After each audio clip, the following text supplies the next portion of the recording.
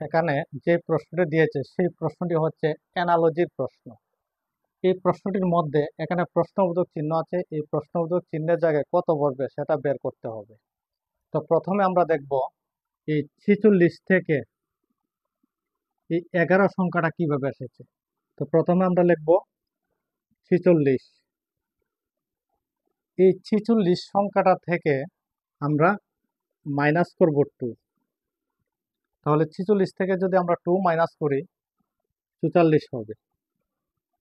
এখন এই সংখ্যাটাকে আমরা ভাগ করব 4 দিয়ে। এখন 4 দিয়ে 44কে যদি আমরা ভাগ করি তাহলে 11 হবে এই সংখ্যাটা।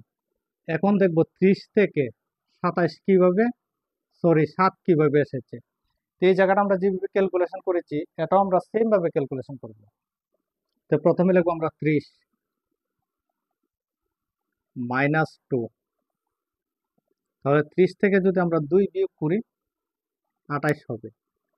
এই সংখ্যাটাকে ভাগ দিব 4 দিয়ে। এখন 4 দিয়ে 28কে যদি ভাগ করি তাহলে 7 হবে এই সংখ্যাটা। এই সংখ্যাটাকে আমরা সেম ভাবে ক্যালকুলেশন করব। তো প্রথমে লিখবো আমরা 50, এখান থেকে মাইনাস করব 2। এখন 50 থেকে যদি আমরা 2 মাইনাস করি তাহলে 48 হবে।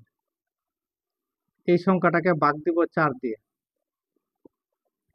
এখন 4 দিয়ে 48কে যদি আমরা ভাগ করি ভাগফলটা হবে 12। তাহলে এই প্রশ্নবোধকের জায়গায় আনসারটা বসবে 12। তাহলে অপশন 3টা হবে কারেক্ট আনসার। যদি ভিডিওটা ভালো লাগে তাহলে চ্যানেলটি সাবস্ক্রাইব করবেন।